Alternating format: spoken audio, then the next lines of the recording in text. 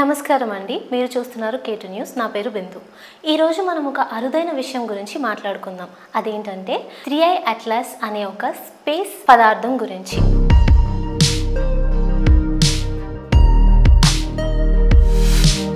ఇది మనం చూడడానికి ఒక గోల్డెన్ ఛాన్స్. ఎందుకంటే ఇది మన సూర్యమండలం నుండి బయట నుండి వస్తుంది. అసలు 3i అట్లాస్ అంటే ఏంటి?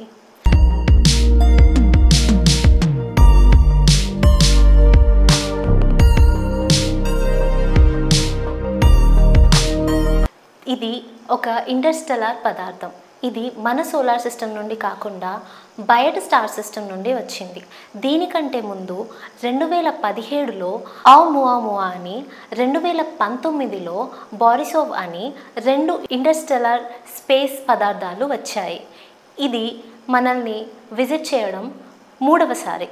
ఇది 3వ ఇంటర్స్టెల్లార్ పదార్థం అని నాసా నిర్ధారించింది.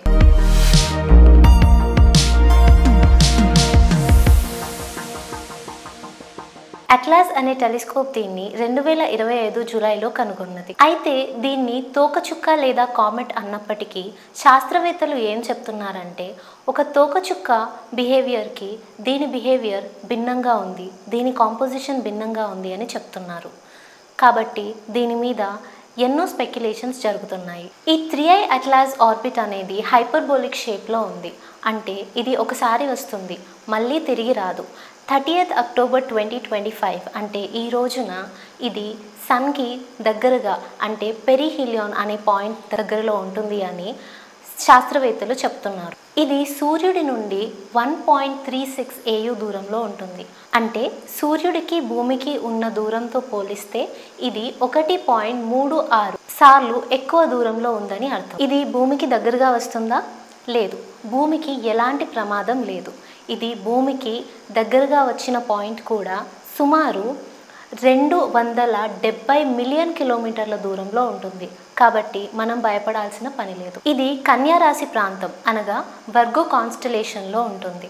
దీన్ని ఇండియా నుండి చూడడం కష్టం, టెలిస్కోప్లో చూడడం కూడా కుదరదు.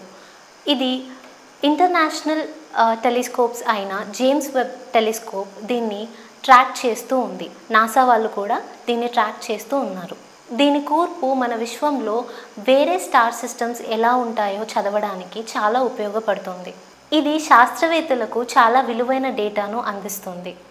నాసా మరియు ఇతర అబ్జర్వేటరీలు కూడా దీన్ని బాగా పరిశీలన చేసి స్టడీ చేస్తున్నాయి.